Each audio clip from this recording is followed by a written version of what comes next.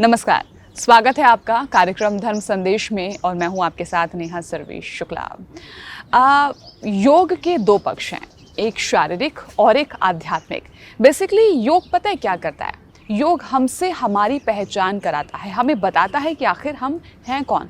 हम सिर्फ एक शरीर नहीं हैं, एक मन नहीं है, हम इससे कई गुना ज़्यादा ऊपर हैं और शायद इस पूरे जीवन काल में हम ये समझ ही नहीं पाते। आइए आज खुद से खुद की पहचान कराते हैं। योग क्या है, मेडिटेशन क्या है, इसका अध्यात्म के साथ क्या संबंध है, आइए इसी को जानते हैं, समझते हैं। चलिए प्रोग्राम की शुरुआत करते हैं। And here we welcome Self Realization Fellowship and Yogoda Satsanga Society of India world president Shri Shri Chidananda Giri ji. Swami ji प्रणाम। Pranam. It is a joy to be here with you today. Thank you, Swamiji. Thank you. So, Swamiji, my first question is, why is yoga important or essential? Why is yoga important or essential? A beautiful question. And I'll tell you why. Because yoga is the science, the exact methods, systematic step-by-step methodology of bringing out of our innermost being the divine qualities that are our true soul nature. And without that, there is very little possibility of having a true balance, true success, true fulfillment in life, because one goes through life without really even understanding what one truly is, which is the Atman, the divine spark, that reflection of divinity within our souls. How can one make yoga a part of our lives? To make yoga a part of our life? Well, first of all, yoga, of course, is a very broad term. And some people take different aspects of yoga and apply it, maybe for health of the body, maybe for stress relief, maybe for other purposes. In Yogoda Satsanga Society, as taught by our great Guru Paramahansa Yogananda Ji, when we talk about practicing yoga in daily life, it's primarily a meditation practice. And we have been given by our lineage of gurus a methodology, a set of meditation techniques, which for us really are the essence of yoga. That those are the techniques of actually stilling the mind, getting control of the life energies, the subtle pranic energies in the body, and using all of those forces to bring the mind into a state of divine awareness, of divine consciousness. So when we say how to bring yoga into daily life, it means a disciplined, daily, persistent practice of scientific meditation. But I think people think that it's very tough and very typical. Well, it is very tough and very difficult. So what else is new? Life is difficult. Life is very tough. We don't tell ourselves, well, I'm so busy and I'm so pressed and stressed that I don't have time to eat my food, I don't have time to sleep.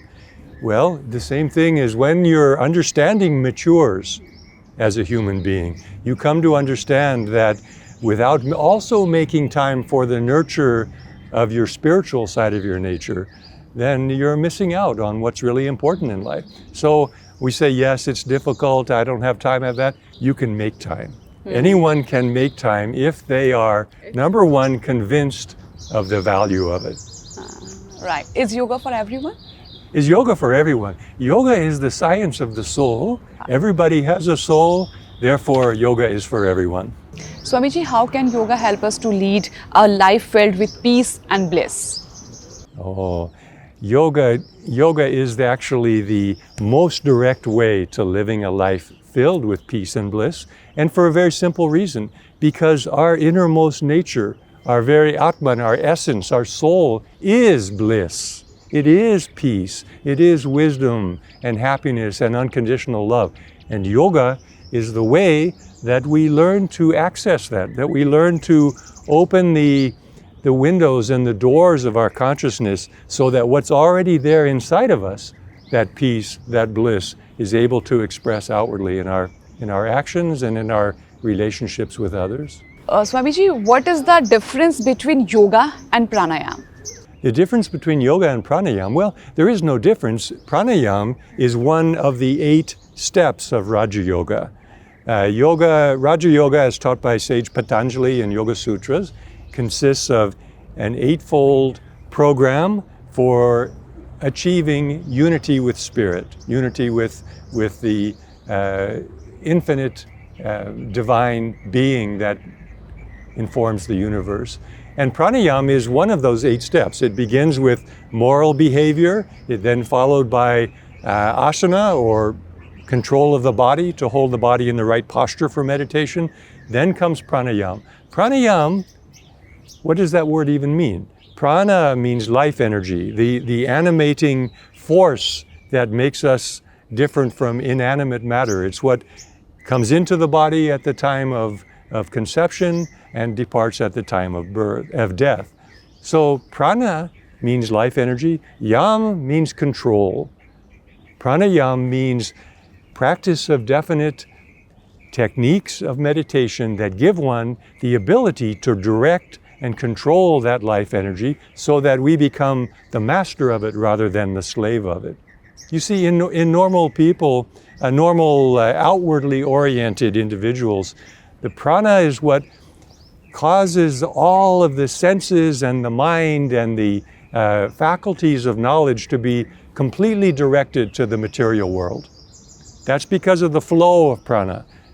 What yoga does, especially the technique of Kriya Yoga brought by Yogananda Ji and his lineage of gurus, that is a pranayama technique for gaining control of that outgoing energy and using it to centralize in the spine, in the brain, awakening these divine centers, the chakras, divine centers of knowledge, of spiritual perception.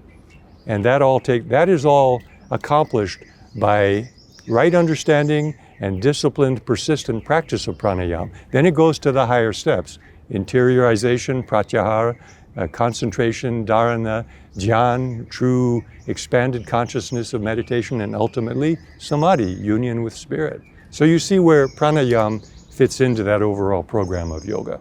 If I talk about Kriya Yoga, what is Kriya Yoga? Kriya Yoga is really a modern expression and a set of techniques that take that eightfold path of Raja Yoga and show us how to put it into practice, to put it into a daily routine of meditation and spiritual discipline. Kriya Yoga is a pranayama technique. It's also a way of life. It's a system of spiritualizing one's consciousness, one's activities, one's material and spiritual goals. But most of all, it's a science of deeply interiorizing and concentrating the mind and stilling the restlessness of the chaos that is normally our mental environment, so that in that growing calmness within, we begin to see the reflection of what we really are, that Atman, that soul. So nice. Okay, now I'll talk about Guru. How does one know that they have found their Guru? How does one know that they have found their Guru? Well, it's not something that just happens like that, where you happen to run across a person and say, I accept you as my Guru. Right. Especially in today's world, you know, there are, let's be realistic about it. There are qualified and there are unqualified individuals who call themselves Guru. So it definitely requires a period of careful research and experimentation. You find a path or a set of spiritual disciplines that seems to resonate with you, and you try it out. You say, is this giving me what I'm looking for spiritually? And over a period of time, and you watch the teacher or the leaders or the founder of that particular branch of spirituality, and over time you come to know, is this someone that I have implicit faith, implicit trust, an implicit soul bond of divine friendship? And all of those are very individual and very personal matters. And the best, really, that long-winded way of coming to a short answer to your question is really, you'll know when you know. But don't rush it. Don't rush it. In YSS and SRF, we don't even allow people to become formal disciples of our Guru until they have had an exploratory period of trying it out and seeing if this works for them. Swamiji, want to know how can an ordinary person reach the stage of seeing God in everyone? Seeing God in everyone. Yes. What a beautiful It's ideal. very tough now, I think. Yeah, it's very, very, very wonderful. But let's put it into context. That is quite a high state of consciousness. When you are really conscious of the divine spark in every individual, every other being that you meet. So I would say that for most people, take it in steps, take it in gradual steps. First learn to be kind to people. First learn to be respectful of people. First learn to have harmonious relationships with people. And that becomes the foundation where gradually you begin to relate to them more on a spiritual level, more as a that spark of divinity in every person. But there's really a more direct answer than that. And you know what it is? There's no way to perceive God in others until we perceive God in ourselves. So first thing is to meditate. Feel that sense of joy, that sense of happiness, that sense of it's so automatically we respect that divinity when we experience it within ourselves, and then we make the conscious effort. And we don't even have to make that much of an effort because it flows naturally. We realize that same spirit within me is also in this person, and all of the children of the divine. Swamiji, now want to know about yourself, how you were connected with Swami Yogananda. My connection with this path of Kriya Yoga began when I was just a young student at university. I was in my early 20s. What was your age? It's 20? When I first read Autobiography of a Yogi, I was 21. Oh, it's 21. Ah.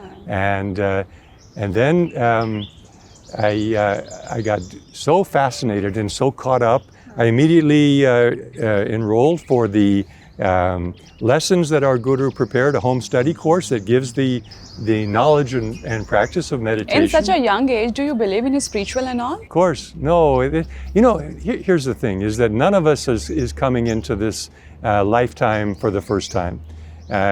Reincarnation is an absolute fact. In fact, I didn't believe in that when I first came on the teachings. I thought, well, that's just a myth. It's very far-fetched. But the more you meditate, the more you actually contact that inner realm, then it's a natural awareness. You realize, yes, my spiritual evolution has gone on for many incarnations. And just as in the Bhagavad Gita, that great scripture of yoga, Lord Krishna says to Arjuna, he says, if you take up the practice of meditation, practice of yoga, but then you die before you finish reaching your goal, don't worry, because you'll come back and you'll pick it up where you left off before. And we see this great interest, this great magnetic attraction of so many millions of souls around the world today to India's great science of yoga. That didn't come out of nowhere. That came because those souls had begun that journey in past incarnations. And no doubt I had some unfinished business from the past. Swamiji, just want to know about Autobiography of a Yogi, this book. It's just a miracle book. Would you like to say interesting aspects of this book? This Autobiography of a Yogi, first of all, yes, it has such a dear place in my own heart because that's what opened these doors to the path of meditation, the path of Kriya Yoga to me. That was my first exposure, and also for thousands and millions of others around the world, very often the way that they discover Paramahansa Yoganandaji, the way they discover Kriya Yoga is by coming across this book.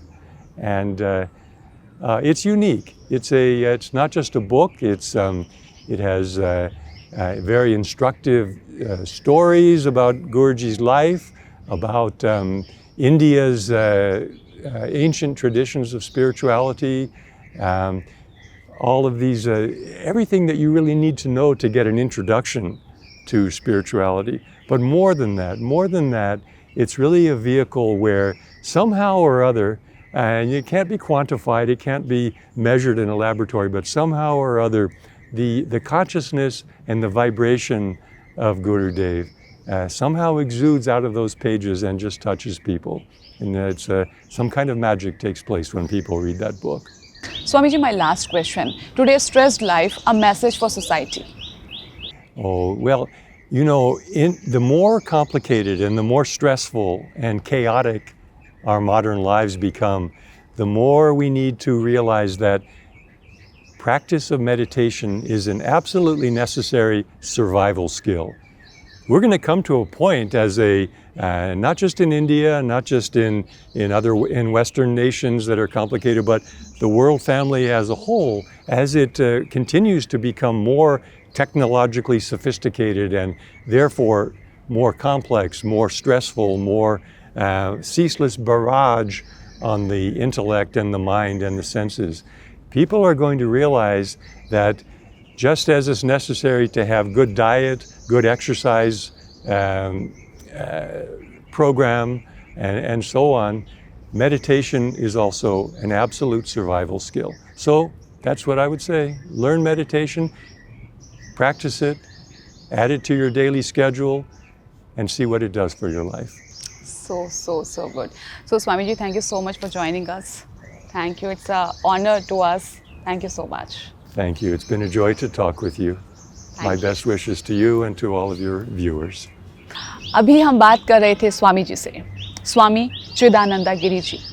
आपने स्वामी जी से बहुत कुछ जाना, जीवन जीने के तरीके, जीवन में योग और मेडिटेशन की इम्पॉर्टेंस कितनी है।